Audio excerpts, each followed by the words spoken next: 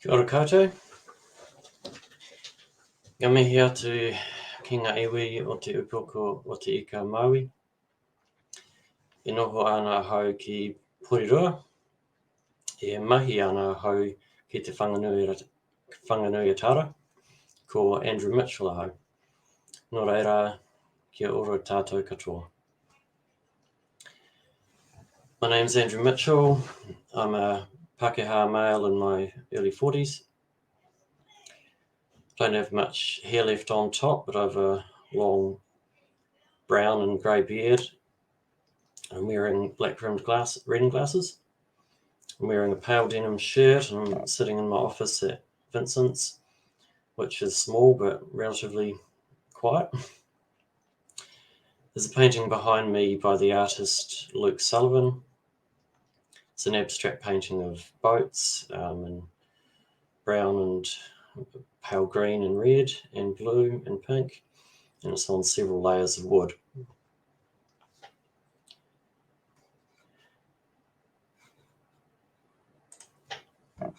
Just a bit of a background about me. I'm the senior art tutor at Vincents Art Workshop in central Wellington.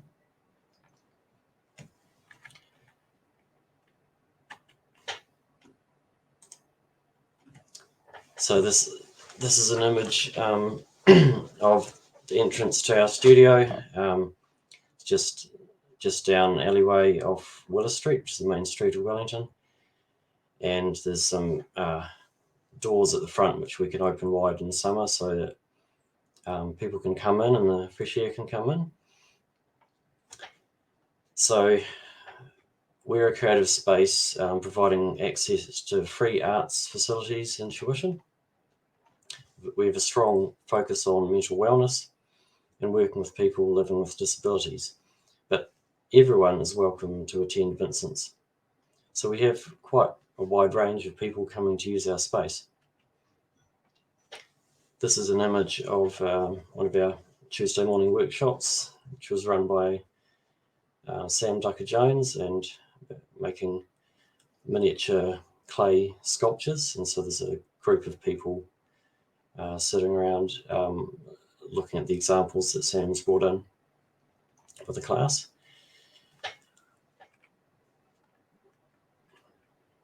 It's another image. This is in our pottery room, which is hugely popular. This is a photo of 4 people sitting around a table making balls of clay, hollow balls of clay, which they're going to then turn into something else. So I've worked at Vincents for the past 17 years, teaching a wide range of subjects, including ceramics, mosaics, printmaking, wood carving, and lots more things. I've organised over 230 community art exhibitions to showcase the amazing artwork of the artists that work in this space. My colleagues and I teach weekly classes in the studio, and we also have an art outreach service at Te Whare o Matairangi Mental Health Ward at Wellington Hospital. I've also taught community art education classes for 11 years at local high schools, teaching mosaics and printmaking. I have a studio at my home where I live with my wife and 2 kids in Whitby, Porirua. In my own art practice, I specialise in wood sculpting and ceramics, with a particular interest in native birds, usually involving their skulls. So this is an image of one of my artworks, which is a takahea skull carved out of tōtara at life scale, and then it's attached to a keychain with keys in various coloured woods.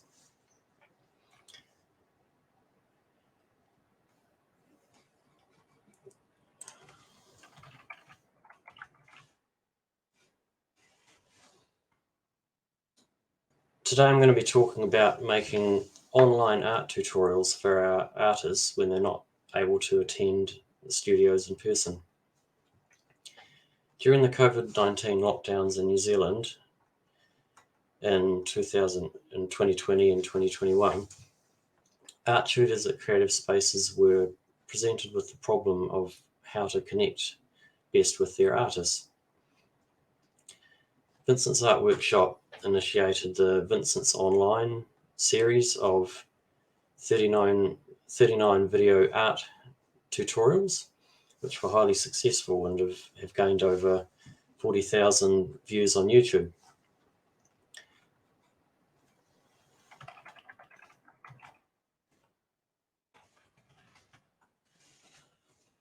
To produce these videos,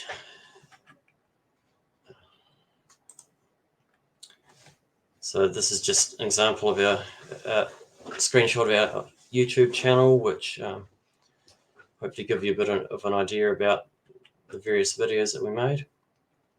So there's quite a range of different topics which were presented by a number of our tutors. So to produce these videos, tutors had to be highly resourceful, using whatever technology they had available at home, and were juggling the pressures of family, sickness, and isolation. We found that this not only provided a way for us to keep in touch with our artists, but it also meant that we were able to connect with a much wider audience of people who were also in lockdown, including people from overseas. So this is the story of how it happened and how to make a successful art tutorial video.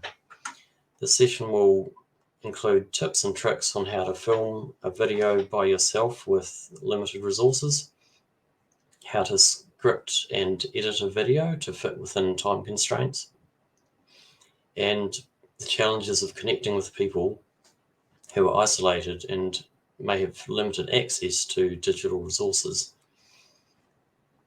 The session will also cover the ongoing challenges of accessibility in digital media and what we could have improved upon to ensure deeper engagement with our artists and the wider online community. Please remember to add any questions or comments into the Q&A tab, and I'll attempt to address those towards the end of the session.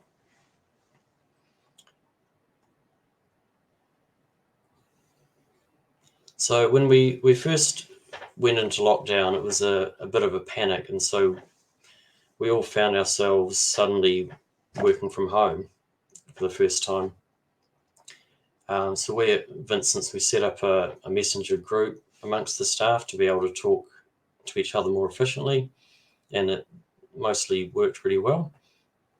We looked at several different options about how we could communicate best with our artists, and we figured that making tutorial videos would be the best thing that we could offer. When we knew that we were going to lock down at a very short space of time to prepare for it, it was quite a shock, as it was to everyone, and I grabbed my laptop from work and a digital camera, and that's basically all I had, so I just had to work with that. For pretty much all the videos that I made during that time, I used the video editing software that is built into Windows. So this is what it looks like. This is an image of the video editing suite when I used it for the recent video that we made for this conference.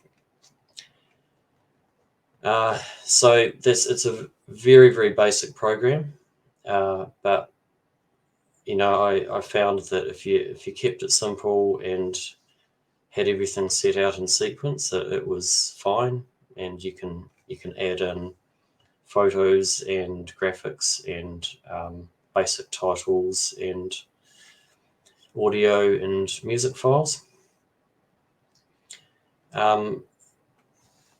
I know that other colleagues of mine used what they had available at the time. One of my other colleagues, Shah, had a Mac laptop, and they filmed their videos using the camera on the laptop because that's what they had available at the time. So this is an image of Shah, a sort of close-up image of her with a this is a video about making sellotape sculptures, which is one of her specialties, and she's holding up a bird made out of plasticine, which she's going to cover in sellotape. And yeah, she edited her videos in iMovie, which is again sort of a reasonably straightforward program to use.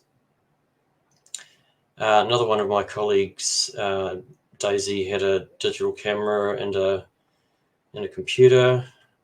So this is an image of her seated at a table with a sewing machine in front of her. She was doing a video on how to use a sewing machine, and there's a very bright green painted background in the wall behind her, which gave a really great background to the image. So she used DaVinci Resolve, which is a very high-powered video editing suite, and it's actually free. You can download it off the internet, and we've been using that at Vincents to edit some of the artist spotlight videos that we've been making recently. And there's a lot more options in this program, especially in terms of being able to layer different video files and audio on top of each other. So that gives you a lot more options, and a lot more options in terms of adding titles and transitions and special effects.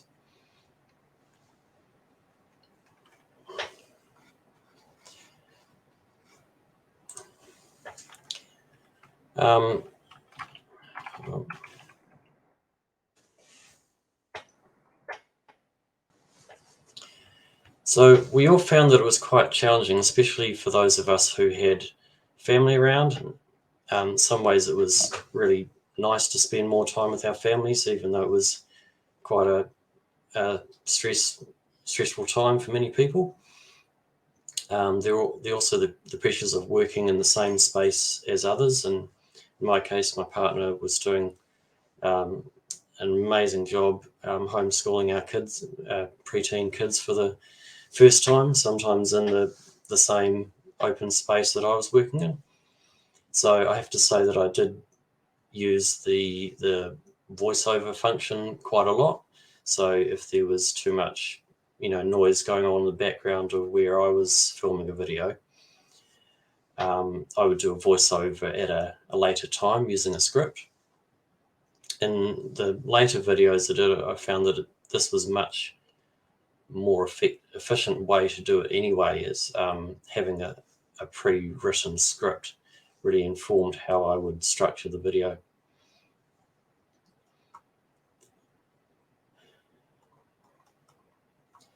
So the first, I'm going to share a few of the videos that I made during this time. Before I show each video, I'm going to give a brief audio description of what is going to be happening in the video. The videos have got quite a lot of dialogue, so I'll audio describe first and then let the dialogue play along with the video. So the first video I want to share is called Modeling an Animal. For this video, I was thinking about materials that people may have at home available to them. I thought that blue tack might be a material that people could have available at home when they didn't, as opposed to clay. So I thought that modeling a little animal out of blue tack could be fun. The first video that I'd made during the lockdown had involved throwing on a potting wheel, which is one of the resources I had at home. It was the first thing I thought of, but I got a bit of feedback that that wasn't something that many people had access to at home. So I had to think a bit about,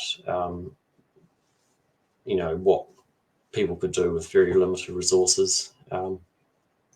So this technique was based on one that we often use in our clay room at Vincents.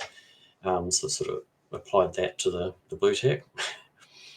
All of the video examples I'll show today use a time-lapse technique, which means I've sped up the footage to dramatically condense the time involved to create the artworks. So the video starts with the camera pointed at me. I'm sitting in my studio, which is in the garage underneath my home. I used this space to make several videos during the lockdowns. I start by explaining what I'm going to do in the video.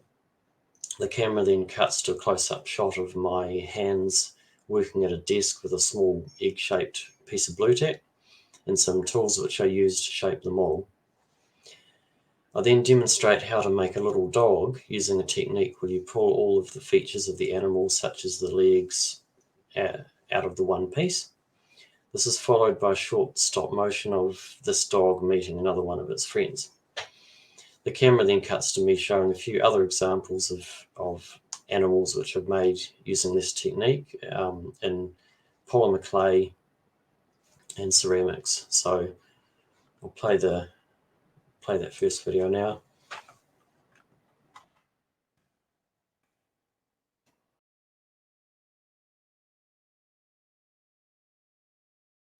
Hi everyone. Today I'm going to show you how to make a small animal out of a piece of blue tack, which hopefully you might have something like this lying around in your house. Okay, so I've got my blue tack in sort of an egg shape. I've got a toothpick and a small knife that we'll use for shaping. So the first thing you want to do is to, with the knife, just carefully make a deep cross shape into the egg, and then we're going to pull out these 4 bits to start to form the legs of the animal. And this animal, it can become any animal that you want it to be, really, that's got 4 legs.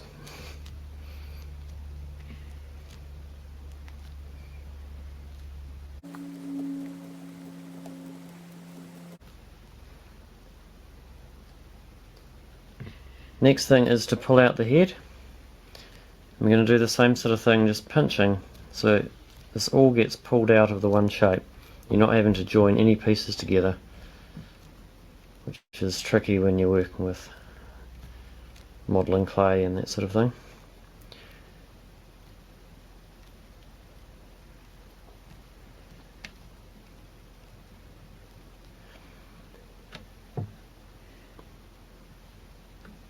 And then we're going to do the same for the tail. Pinching out.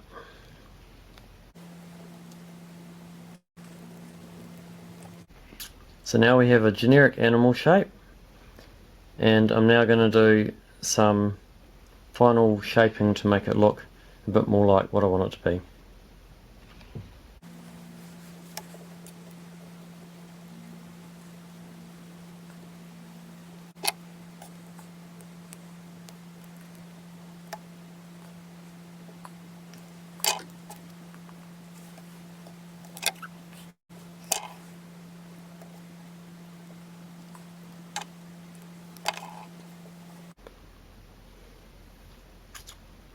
Here we have a little dog.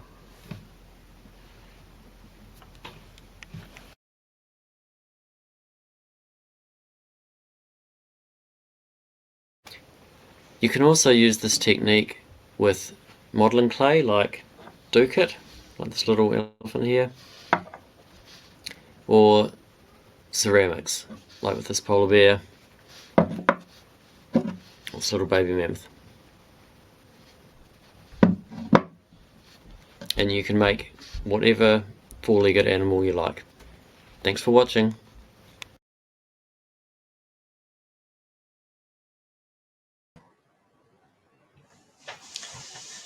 So yeah, you might have noticed on the credits that the camera person was Luca Mitchell, so that's my son, so I had to co-opt a bit of help from the whānau there to make some of these videos.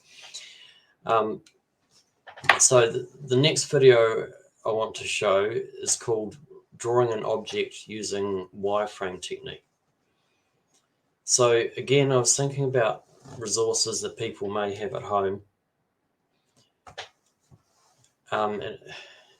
And I was thinking that if people had pencil and paper or charcoal and paper or pen and paper and some household objects that they could find around the house, they could still do a life drawing, a still life drawing. Sorry. So I wanted to explain the technique that I often use, which is creating a three-dimensional imaginary box around an object. It really helps me to sit that object in space compared with the other objects or surfaces that are around it, and to get the perspective right. This video is much more complicated than the first one I showed. It has several different visual elements, film and graphics, and still images, graphics, and video. So I found that the only efficient way to achieve this was to storyboard the whole thing before starting to film. This involved sketching out the camera angles and still images in sequence using rough thumbnail sketches.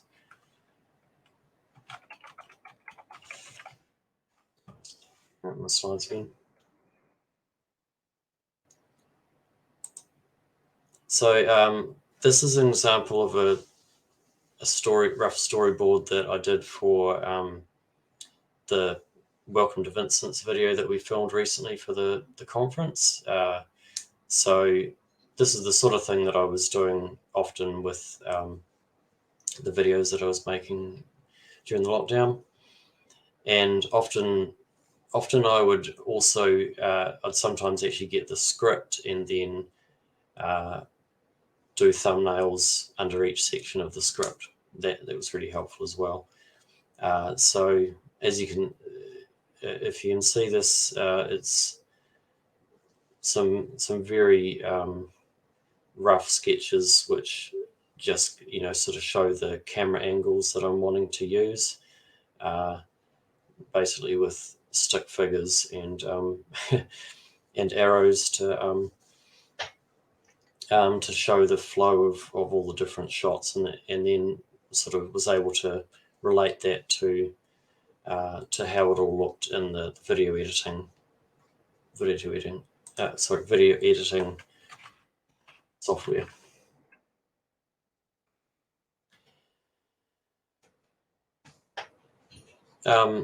So writing the script also really helped to inform the camera shots and made it possible to make a concise 3-minute long video. So this is something that we were quite aware of. Sometimes it's good to have a longer, much more detailed, like 10-minute long video, which for particular techniques, that's really appropriate. But sometimes, we found, especially because we were posting these videos on Facebook and things like that, that sometimes having a shorter video, people were more likely to watch it right through to the end. Having a script also made it a lot easier to record separate voiceover files. So I'd record each piece of audio separately, and then match these with the parts of the script. I could then take each section and insert it directly into the video where it was needed. So this video starts with me explaining the wireframe concept, and shows a series of drawings that I'd previously done of household objects such as a kettle and a coffee plunger from different angles, and drawing them as a wireframe so you can kind of see right through the object. Then shows a series of pictures of a teapot and a drawing next to it from different angles, which again demonstrates the concept of using the wireframe to establish perspective. It then shows a couple of pictures of images from computer-aided design where the wireframe technique is commonly used to develop three-dimensional objects. Then shows another series of drawings of household objects. Then I demonstrate how you can break down the parts of an object into smaller three-dimensional geometric forms, such as a cube or a cylinder, again using the teapot as an example. The camera then cuts to a shot of me sitting at my dining table of a drawing board, and I'm drawing a still life set up with a teapot, a cup, some shells, a potted plant, and an intricate metal tea light holder. I demonstrate drawing the wireframe of these objects, firstly with a pencil and then progressively adding tone with softer pencils and a stick of charcoal. So I'll play the video now.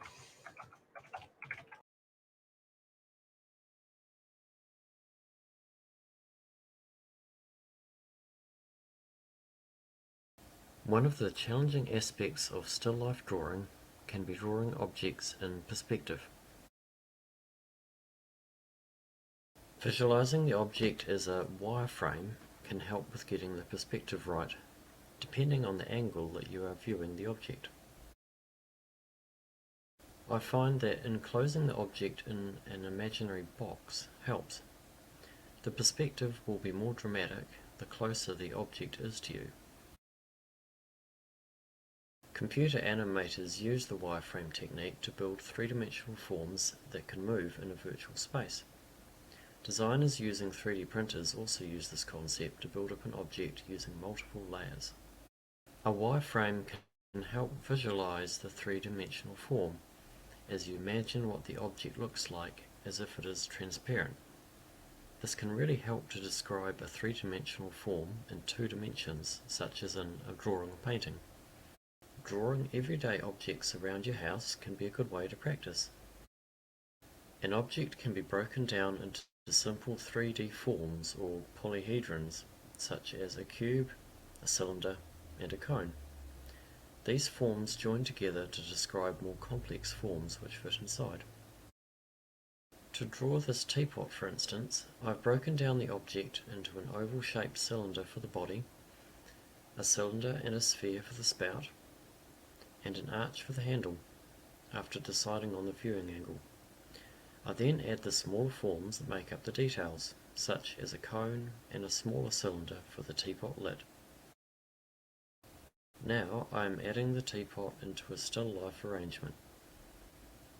I apply the same technique of putting the objects into boxes, using the lines of the tablecloth to help work out the perspective. The cup at the front, for instance, has a more dramatic angle compared with the pot plant, as the cup is closer to me.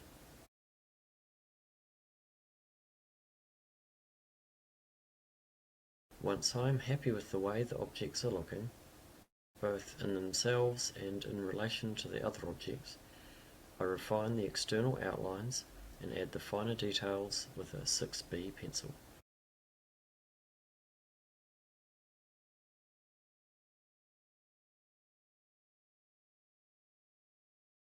Then I use charcoal to add tone to the forms to finish the drawing.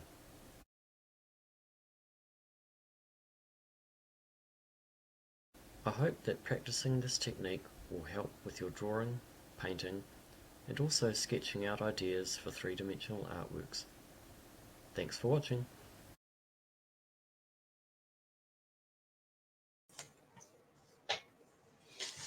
So the next video I want to show is called Layering with Acrylics. I wanted to demonstrate a painting technique which involves painting the background first before you paint any objects that are in front of that background. This is a technique that I use when I paint in acrylics and oils, and I find it gives a really rich, deep, layered effect. I wanted this video to be as immersive as possible, so I mostly used a first-person camera angle with the camera mounted directly above the board that I was painting.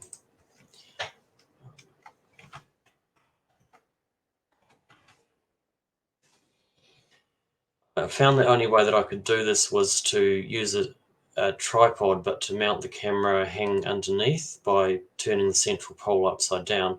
You can sort of almost see it in this picture. So I've got my still life set up and all my materials, and I've got my script there as well. And then the camera was mounted underneath, hanging underneath the tripod. It did mean that I had to be very aware of where I was positioning my hand while I was working, and also it was quite an awkward angle to work at while I was painting. But I think the final result was quite visually quite clear. I think it's quite important to spend the time when you're making a video to get really good quality footage, and this can mean a lot of mucking around when you're setting up the camera. And lighting and that sort of thing, but it really does save a lot of time later in terms of editing. So the editing is the really very time-consuming part. I closed the curtains so that I could control the lighting, as natural light can be quite variable, which can be a problem when doing a time-lapse. I also had my script beside me, which is shown in this slide, and I was ticking off the different sections of the process that I wanted to cover so I didn't miss anything, because I couldn't sort of go back in time with my painting if I missed anything out. So another consideration with videos is sometimes you might want to add music. So I had a lot of issues trying to find copyright-free music to add into my videos. I found in the end that I either just didn't use music or tried to add as much voiceover as possible, so there weren't too many periods of time with no audio. For a couple of videos like this one, I ended up adding a little bit of music at the start and the end. This was actually me playing the ukulele, which was the best option I could think of to get around copyright issues.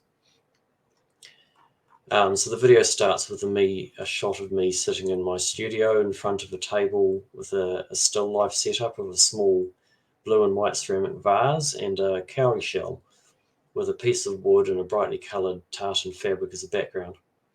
There is a cup with a selection of brushes and a set of acrylic paints on the table. The camera then cuts to a first-person view of me priming a board with white paint, then adding layers of background colours, light blue, then red, then the main colours of the details of the background. I then start to progressively add the shadows of the main objects, then the base colours of the objects, in this case white and cream. I then progressively add the details of the shell and the vase.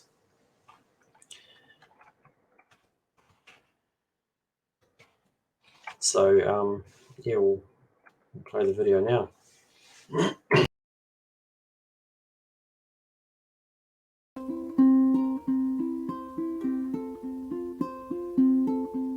Hey guys, let's do some painting. Start with a canvas, a board or another surface primed with gesso or white paint. Lay down a ground colour which gives a good base to the painting. Add the main colour for the background. Pretend the main object is not there. Make sure to dry each layer of paint. Sketch out position of any details in the background. Add textures or other colours to the background. We are working back to front in space, which makes it easier than adding details to the background at the end. Remember to dry in between each layer. Add any shadows. You can slightly water down the paint or use a thinning medium for this. Sketch out position of the main subject matter. Add the main base colour for the object. You can add a small amount of white to the colour to get better coverage. Add any shadows. Add the midtones and blend into the shadows. Add textures and fine details to the object. This process can also be used with other paints such as oils and gouache. Just remember to let the paint dry between layers. Add any highlights or other final details to complete your painting. Layering from back to front will add depth and richness to your painting. Thanks for watching.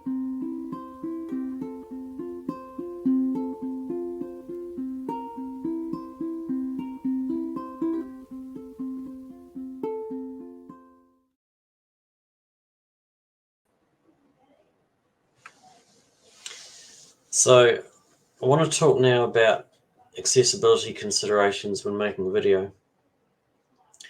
When you upload a video to YouTube, it does have a function to automatically generate closed captions. However, if you already have a script, you can actually copy and paste the script into the subtitle editing section and make sure that the text lines up with what's happening on the screen. It is recommended to use closed captions in YouTube rather than adding your own captions before uploading to YouTube. This is because users can choose to turn the captions on or off depending on what is best for them. They can also choose to move the captions around the screen. So I created these videos a couple of years ago, and since then I've thought a lot about what I could have done differently in terms of voiceover and audio description. To be honest, I didn't know a lot about audio description at the time, but since learning a lot more about it in recent times, I've thought that I probably would have done things a little bit differently. And it's something that I think everyone's going to need to consider a lot more going forward in all types of visual media. There are also many issues to consider for people with low vision as well, including making sure that your video contains as much visual contrast as possible. And the greater the resolution of the video, the better. And also, especially because most people are viewing videos online on their phones these days, and so the screens are a lot smaller, so the bolder the visuals and the better the contrast that you can have, that really improves accessibility. So the next thing I want to talk about before I finish is how to reach people with your content. One of the things that we found during the lockdowns is that some of our artists didn't have access to the internet, which made it quite difficult to connect with them. Sometimes the only option was for staff to give them a call on their landline to see how they were going. But we were only able to do this in a few cases because we didn't have all of the contact details on hand. The majority of our communications were through Facebook and Messenger. We set up a private Vincents Artist group on Facebook during the lockdown so that we could share content and ideas. So that's where we put all of the announcements about how we were doing things during the different alert levels, and people were quite easily able to give feedback through that format. And we've continued that group on, so it's been really valuable.